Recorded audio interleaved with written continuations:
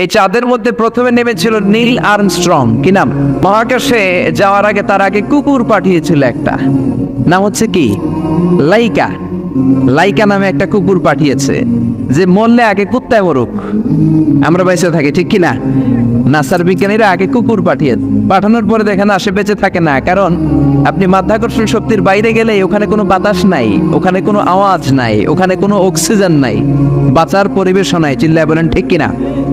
তারপর গেল Valentina Tereshkova, প্রথম নভোচারী। এদের সাহসের এই ধারাবাহিকতায় 1969-এ অ্যাপোলো 11 নামে একটা স্পেস শাটল দিয়ে নাসার সেই স্টেশন থেকে নীল আর্মস্ট্রং, এডউইন অলড্রিন আর মাইকেল কলিন্স তিন বন্ধু মিলে একটা স্পেস শাটল দিয়ে চলে গেল চাঁদে। চাঁদে তারা নামলো, দীর্ঘ সফর, প্রচন্ড ক্ষুধা, খাওয়ার কিছু নাই, পকেটে ছিল চকলেট তারা খেলো। ইউনাইটেড স্টেটস অফ আমেরিকার পতাকা তারা সেখানে গেড়ে দিল। নীল আর্মস্ট্রং খেয়াল করে দেখে চাঁদের এই মাথা থেকে ওই মাথার মাঝখানটাতে ফাটা। পাঠিয়েছে কে?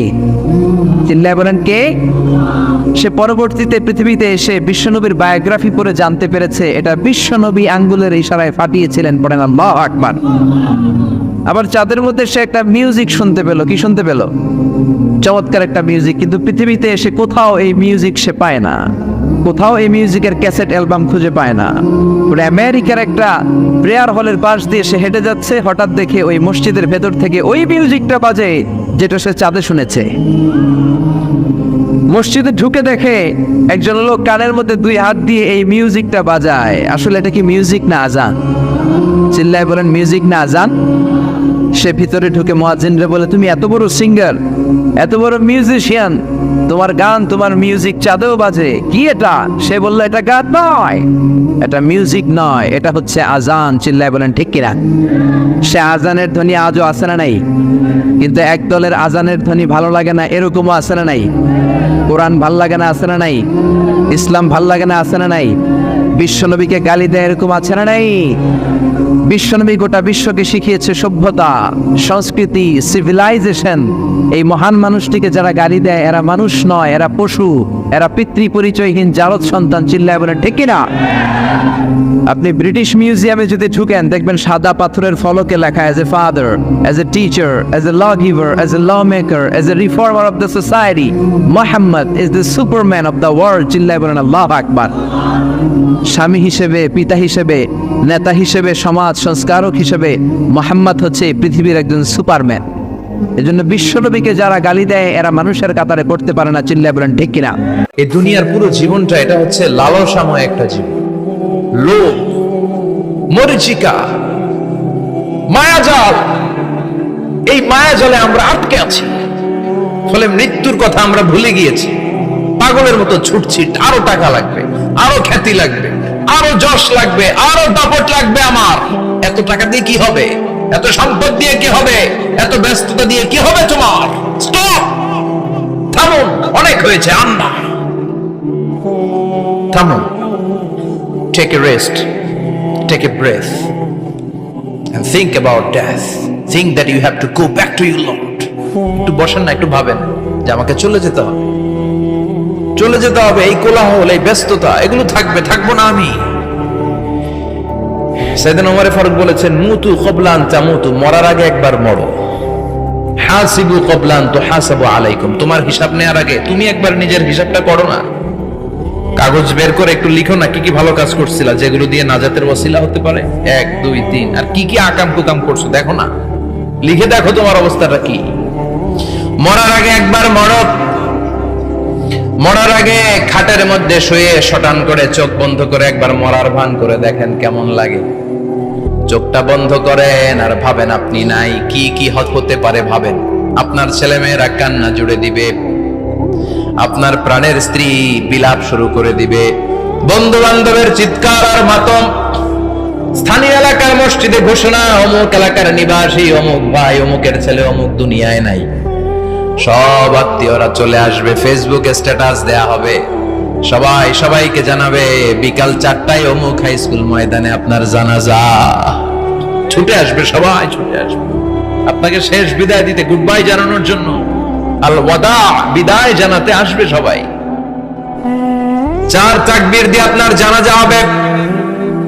অশ্রুসিক্ত জানা যায় আপনার বিদায় হবে, কাঠের খাটিয়ার মধ্যে করে কাঁধে তুলে আপনারে কবরে নেওয়া হবে, আগে থেকে খুঁড়ে রাখা কবরটার মধ্যে আপনারে বিছিয়ে দেয়া হবে, বাঁশের কচি দিয়ে তার উপরে মাটির চাপা দিয়ে সব চলে যাবে।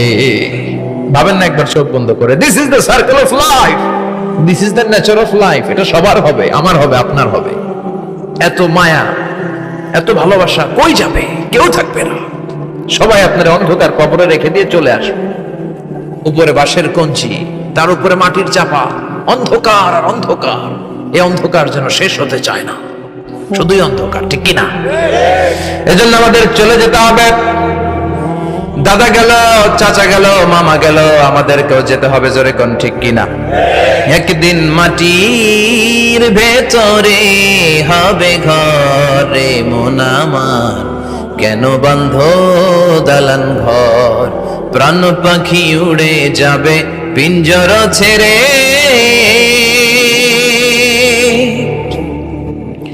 ধরা ধামে সবই রবে, তুমি যাবে চলে, বন্ধু বান্ধব যত, মাতা পিতা যারা সুত, সবই হবে তোমার পরে, মন আমার কেন বান্ধ দালান ঘর, একদিন মাটির ভেতরে হবে ঘরে মন আমার, কেন বান্ধ দালান ঘর, ঠিক কিনা? সব করে থাকবে, চলে যেতে হবে আমাদেরকে। এজন্য আখিরাতের কথা যেন আমাদের স্মরণ হয়। বিশ্বনবী বলতেন, নাহাইতুকুমান জিয়ারাতিল কবুর, আমি তোমাদেরকে কবর জিয়ারত করতে আগে নিষেধ করতাম, কিন্তু এখন নিষেধাজ্ঞা প্রত্যাহার করে নিলাম। এখন সব সময় তোমরা কবরের সামনে যাবা আর জিয়ারত করবা।